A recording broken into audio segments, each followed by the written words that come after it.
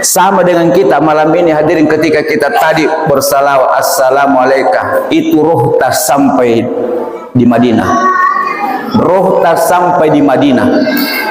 Maka coba bayangkan ketika bukan hanya roh tak ada di Madinah, tapi fisik tak ada di Madinah, kemudian kita mengatakan assalamualaikum ya Nabi Allah.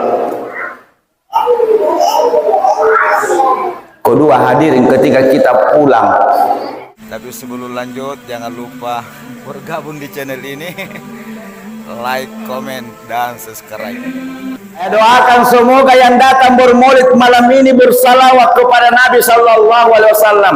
Setiap tahun dipantaskan oleh Allah bisa ke Baitullah dan bisa mensyarahi kuburannya Nabi Sallallahu Alaihi Wasallam. Bapak Ibu cuma punasanya modal amin jadi pakai lampar di Makkah. Angin tabuku andat taraki. Bukan apanya Bapak Ibu, tanya mi orang yang datang di Mekah, tanya mi orang yang datang di Masjid Nabawi. Perhatikan orang yang pernah datang haji umrah. Begitu kita pertama kali melihat Masjid Nabawi, tidak ada orang yang tidak menangis. Begitu pertama kali jamaah masuk di Masjid Nabawi, tidak ada yang dilakukan kecuali tersungkur dan sujud syukur dan menangis. Tidak ada orang yang tidak menangis ketika masuk di Raudah. Apatah lagi jamaah sekalian, ketika tubuh kasar dan tubuh halus atau jasmani dan rohani berdiri pas di depan kuburannya Nabi. Kemudian hati, lisan bersamaan mengatakan assalamualaikum ya Nabi Allah, assalamualaikum ya Rasulullah. Tidak ada yang tidak merinding menangis, bahkan mata ini bongkar hadirin. Kita tidak tahu dari mana itu. Tidak ada yang bisa membahasakan dengan kata-kata. Kalau ditanya cuma meleleh air matanya. Kebahagiaan, kenikmatan yang Allah berikan kepada tamu-tamunya Nabi, itu tidak akan pernah Allah berikan kepada yang tidak pernah menjadi tamunya Nabi. Bulan Januari tahun lalu saya sempat umrah. Kemudian bulan Agustus sebelumnya saya berangkat haji sama ini yang pegang kamera. Ada juga di belakang itu Pak Haji Kamarudin. Takutnya bedek mai paratna. Matuanna. Nah, durungan joy. Bangsa nangase nginjung boro-boro matan na toton. Itu anu sir-sir ngarang kun apa Haji. Di kampung tapi ngarang. Tidak ada yang tidak menangis hadirin. Kenapa? Bayangkan Pak Haji Kamarudin berapa umur tak? Sama dengan kita malam ini hadirin, ketika kita tadi bersalawat assalamualaikum, itu roh tak sampai di Madinah. Roh tak sampai di Madinah.